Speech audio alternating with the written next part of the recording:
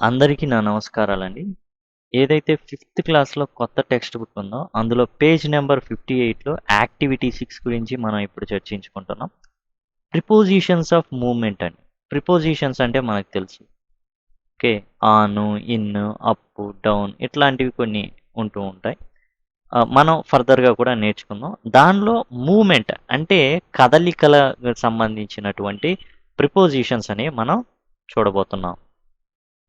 జనరల్‌గా ప్రిపోజిషన్ అనేది ఏందంటే అండి, సబ్జెక్ట్‌కి, ఆబ్జెక్ట్‌కి మధ్య ఉన్న సంబంధాన్ని తెలుపుతాయి. Suppose the book is on the table. ఇక్కడ సబ్జెక్ట్ చూసుకుంటే ద బుక్, టేబుల్ అనేది ఆబ్జెక్ట్ అనుకుంటే మధ్య బంధం ఏంది?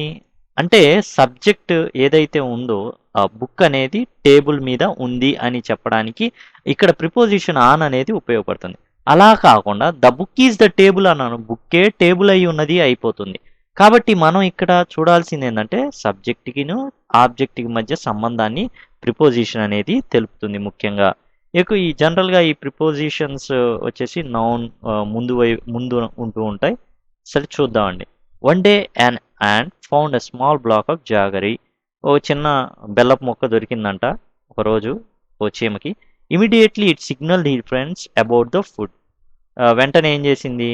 ఆ యొక్క ఆహారం ఉందనే సంగతిని, ఆ సమాచారాన్ని తెలియజేసింది. Within no time a series of ants started rolling the block towards ant hill. ఆ ఏదైతే బెల్లపు ముక్క ఉందో దాన్ని అన్ని చీమలన్నీ కలిసి ఆ యొక్క తెలుసు మనకి పుట్ట ఉంటుంది కదా, ఆ పుట్ట వైపుకి దాన్ని జరపడం జరిగింది. సో ప్రిపోజిషన్ ఆఫ్ మూమెంట్ అనమాట. మూమెంట్లో ఉంది టువర్డ్స్, దాని వైపుకి అంటే మూమెంట్లో ఉన్న ప్రిపోజిషన్ అనమాట టువర్డ్స్ అనేది. అడగొచ్చండి జనరల్గా మనకి ఏమైనా ఎగ్జామ్స్ జనరల్గా పిల్లలకు ఉండే ఎగ్జామ్స్లో కానివ్వండి, డిఎస్సి దానిలో కింద ఉన్న వాటిలో preposition of moment preposition of moment అనేది ఏంటి అనేసి అడగొచ్చు అనమాట. తర్వాత the ant hill was in between the two coconut trees. ఆ చీమ ఎక్కడుంది? రెండు చెట్ల మధ్యలో ఉంది. ఎప్పుడైతే రెండు అనే పదం వాడతామో వాటి మధ్య ఉంది అని చెప్పడానికి బిట్వీన్ని లేదు, రెండు లేదా అంతకన్నా ఎక్కువ వస్తువుల మధ్య కానీ లేదా చెట్లు ఇట్లాంటివి వాటి జనాల మధ్య ఉంటే ఏదైనా అప్పుడు ఎమాంగ్ అనేది మనం వాడడం అనేది జరుగుతుందండి. ఆన్ దేర్ వే అది గుర్తుపెట్టుకోండి. రెండు వస్తువులు లేదా ఇద్దరు వ్యక్తుల గురించి చెప్తున్నాను అనుకోండి, they share their money between them, వాళ్ళ మధ్యలో పంచుకున్నారు. అదే three people shared their money among them, ఎప్పుడైతే రెండుకు మించి మధ్యన పంచుకున్నారనో ఉన్నది అనో ఇట్లాంటివి వచ్చినప్పుడు ఎమాంగ్ వస్తుంది. ఇద్దరు ఉన్నప్పుడు బిట్వీన్ వస్తుంది. అది గుర్తుపెట్టండి. On their way they crawled across a wall and over a small twig. అంటే ఏం చేశారంటే ఒక వైపు నుండి ఇంకో వైపుకి పాక్కుంటా తీసుకెళ్ళాం. అక్రాస్ అంటే ఒకవైపు నుండి ఇంకో వైపుకి, రోడ్డుకి అడ్డంగా వెళ్ళాడని, లేదా ఒకవైపు నుంచి రోడ్డుకి ఒకవైపు నుంచి యువతలి వైపుకి ఇంకో వైపుకి వెళ్ళడం అనమాట. అక్రాస్ అనేది వాడుతుంటారు ఎక్కువ. అండ్ క్రాల్డ్ అలాంగ్, అలాంగ్ అంటే దాని వెంబడి. Some saplings in the small over a small twig and crawled along the sum saplings in garden అంటే వాటి గుండా వెళ్ళిపోవడం, వెంబడి వెళ్ళడం. Finally they broke the black of jaggery into pieces and carried them into the ant hill. ఇక్కడ comma లేదండి, and just typographical mistake, అది గమనించండి. Pieces and carried them into అంటే ఏం చేశాడు? ఆ పెద్ద మొక్కని చిన్న చిన్న ముక్కలుగా కట్ చేసేసుకొని పుట్టలోకి ఆ యొక్క బెల్లపు ముక్కని తీసుకెళ్ళిపోవడం జరిగింది. ఇక్కడ మీరు చూసిన ఏవైతే అండర్లైన్ చేసి ఉన్నాయో towards, between, across, along, into, ఇవన్నీ కూడా ప్రిపోజిషన్స్ ఆఫ్ మూవ్మెంట్ అనమాట. The aeroplane is flying above the clouds అంటే మేఘాల పైగా ఏం వెళ్తుంది? ఏరోప్లేన్ అనేది వెళ్తుంది.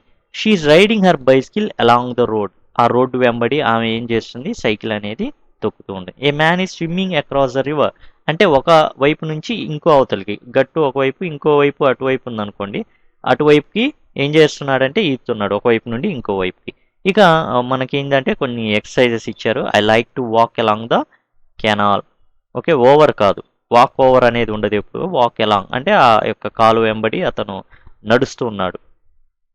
The cat jumped dash the school. Jumped ఇందా కాదు, స్టూల్కి లోపల అని ఎప్పుడు వాడాం? స్టూల్ మీద కూర్చున్నాడు అంటాం, లేదా స్టూల్ మీద నుండి దూకింది. ఇక్కడ క్యాట్ అనేది, పిల్లి అనేది ఆ స్టూల్ మీద నుండి దూకిందని ఓవర్ అనేది వాడతాం. The earth is revolving around the sun. సూర్యుడి చుట్టూ తిరుగుతుంది. ఓవర్ ఆ పై నుంచి ఏం దూకట్లా. ఓకే, పిల్లి ఇటు నుంచి ఆ స్టూల్ మీద దూకినట్టు ఎర్త్ ఏమి అంటే భూమి ఏమి సూర్యుడి మీద నుంచి అట్లా దూకట్లా, చుట్టూ తిరుగుతుంది. The train is passing through the tunnel గుండా ఏం చేస్తుంది, ట్రైన్ అనేది వెళ్తుంది. పాసింగ్ అవుట్ కాదు, దాని గుండా ప్రయాణిస్తుందని. The girl is walking across the road అంటే ఒకవైపు నుండి రోడ్డు, ఒకవైపు నుండి మరోవైపు అంటే రోడ్డు దాటడం లాగా అనమాట. వాక్ అక్రాస్ ద రోడ్, ఇది గుర్తుపెట్టుకోండి. They are going towards the building, on the building కాదు, ఆన్ అంటే బిల్డింగ్ మీద వెళ్తున్నారని కాదు. They are going towards the building అంటే ఆ బిల్డింగ్ వైపుగా వెళ్తున్నారు. There is a cat between the two tables. There is a cat between two tables. రెండు టేబుల్ల మధ్య ఏముందండి, పిల్లి ఉంది. బిట్వీన్, ఎలాంగ్ కాదు, ఎలాంగ్ అంటే వెంబడి వెళ్ళడం, వెంబడి వెళ్ళట్లా, రెండు టేబుల్ల మధ్యలో ఉంది అని చెప్పడానికి బిట్వీన్. మనం ఇంత ముందే చెప్పుకున్నాం, రెండు లేదా అంతకన్నా ఎక్కువ ఉంటే ఎమాంగ్ అనేది ఉంటుంది.